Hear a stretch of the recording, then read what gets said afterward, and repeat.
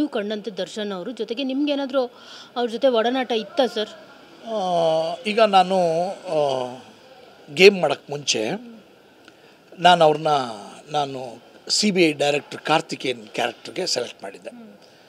ಮಲ್ಲಿ ಅವ್ರಿಗೆ 50 ಲಕ್ಷ ಅಡ್ವಾನ್ಸು ಕೊಡೋಕ್ಕೆ ಹೋಗಿ ಎಲ್ಲ ಕೊಟ್ಟಿದ್ದೆ. ಅದು ಮಲ್ಲಿ ಅವರು ವಾಪಸ್ ಕೊಟ್ಟರು. ನನಗೆ ಡೇಟು ಕೊಟ್ಟಿದ್ದರು. ಒಂದು 3 ಮಂತ್ಸಲ್ಲಿ 10 ಡೇಸ್ 30 ಡೇಸ್ ಮಾತ್ರ ಕೇಳಿದೆ. ಯಾಕಂದರೆ ನಾನು ಅದರಲ್ಲಿ ಸಾಂಗ್ಸ್ ಆಗಲಿ ಫೈಟ್ ಆಗಲಿ ಇಲ್ಲ. ರಾಜೀವ್ ಗಾಂಧಿ ಮರ್ಡರ್ ಕೇಸ್ ಆದಮೇಲೆ CBI ಡೈರೆಕ್ಟರ್ ಕಾರ್ತಿಕೇಯನ್ ಇನ್ವೆಸ್ಟಿಗೇಟ್ ಮಾಡ್ತಾರಲ್ಲ, ಸೈನೈಡ್ಗೆ ಪ್ರೀಕ್ವೆಲ್ ಮಾಡ್ತಿದ್ದೆ. ಆ ಫಿಲ್ಮ್ನ ಅವ್ರಿಗೆ ಆಫರ್ ಮಾಡಿದ್ದೆ. ಒಪ್ಕೊಂಡ್ರು, ಡೇಟು ಎಲ್ಲ ಆಗಿತ್ತು. ಒಪ್ಕೊಂಡ್ರು, ದುಡ್ಡು ಒಪ್ಕೊಂಡಿದ್ರು. 4 ಕೋಟಿ ರೂಪಾಯಿಗೆ ಒಪ್ಕೊಂಡು ನಾವು ಎಲ್ಲ ತೀರ್ಮಾನ ಎಲ್ಲ ಆಗಿ 50 ಲಕ್ಷ ಅಡ್ವಾನ್ಸು ಕೊಡೋಕ್ಕಲ್ಲ. ಆಮೇಲೆ ಮಾರನೇ ದಿವಸಕ್ಕೆ ನಾನೇನು ಮಾಡಿಬಿಟ್ಟೆ, TV9 ನಂದೊಂದು ಬೈಟ್ ಹೋಗಿ ಬಂತು. ಏನಂದರೆ ಹಿಂಗೆ ದರ್ಶನ್ ಫಿಕ್ಸ್ ಆಗಿದ್ದಾರೆ ಆಗಿ ಅಂತ. ಅದು ದೊಡ್ಡ ಚರ್ಚೆನೂ ಆಯಿತು. ನನಗೆ TV9 ತುಂಬ ಚರ್ಚೆನೂ ಆಯಿತು.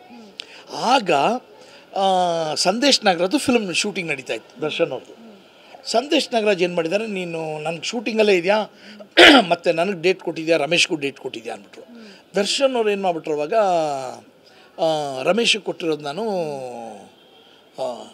ಗೆಸ್ಟ್ ಅಪಿಯರೆನ್ಸ್ಗೆ ಅಂದ್ಬಿಟ್ರು.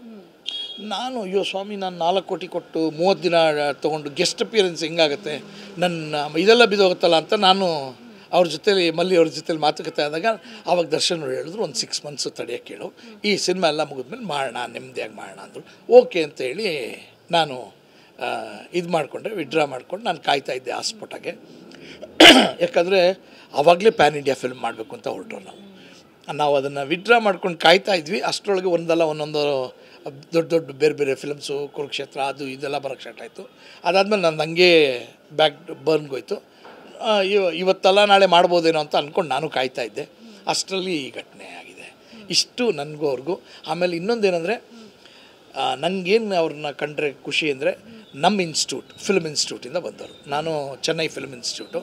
ನನ್ನ ಸೀನಿಯರ್ಸು ಶಿವಣ್ಣ ಮತ್ತು ಕುಮಾರ್ ಬಂಗಾರಪ್ಪ ಅವರು. ನನ್ನ ಬ್ಯಾಚ್ ಆದಮೇಲೆ ನಾನು ಗೋಲ್ಡ್ ಮೆಡಲಿಸ್ಟು. ನನ್ನ ಬ್ಯಾಚ್ ಆದಮೇಲೆ ದರ್ಶನ್ ಅವರು, ನನ್ನ ಜೂನಿಯರ್ ಅವರು. ಅದಾದಮೇಲೆ ವಿಜಯ್ ರಾಘವೇಂದ್ರ. ಈ ನಾವೊಂದು 5-6 ಜನ Chennai film institute, Madras film ಇನ್ಸ್ಟಿಟ್ಯೂಟಿಂದ ಬಂದವರು ನಾವು. ಆ ರೀತಿಯೇ ನನಗೆ ಅವ್ರಿಗೆ ಕಂಡ್ರೆ ಇಷ್ಟ. ಯಾಕಂದರೆ ನಮ್ಮ ಇನ್ಸ್ಟಿಟ್ಯೂಟ್ ಪ್ರಾಡಕ್ಟ್ ಅಂದರೆ ತುಂಬ ಇಷ್ಟಪಡ್ತೀನಿ. ಯಾಕಂದರೆ ಅದಕ್ಕೆ ಅಂತಲೇ ನಾವು ಕಲಿಕೆ ಮಾಡ್ಕೊಂಡು ಬರೋಂಥವ್ರು. ಅದಕ್ಕೋಸ್ಕರ ನಾವು ಹೋಗಿ ಅಲ್ಲಿ ಕಷ್ಟಪಟ್ಟು ಒಂದು ಕೋರ್ಸ್ ಮಾಡ್ಕೊಂಡು ಒಂದು ಡಿಪ್ಲೊಮೊ ಮಾಡ್ಕೊಂಡು ಬರೋರು. ಅದರಿಂದ ನನಗೆ ಅವ್ರು ಇಷ್ಟ ಆಗ್ತಿದ್ರು. ಅದಕ್ಕೋಸ್ಕರನೇ ಅವ್ರನ್ನ ಹಾಕ್ಕೋಬೇಕು ಅಂತ ಓಡಾಡ್ತಾ ಇದ್ದೀನಿ ನಾನು.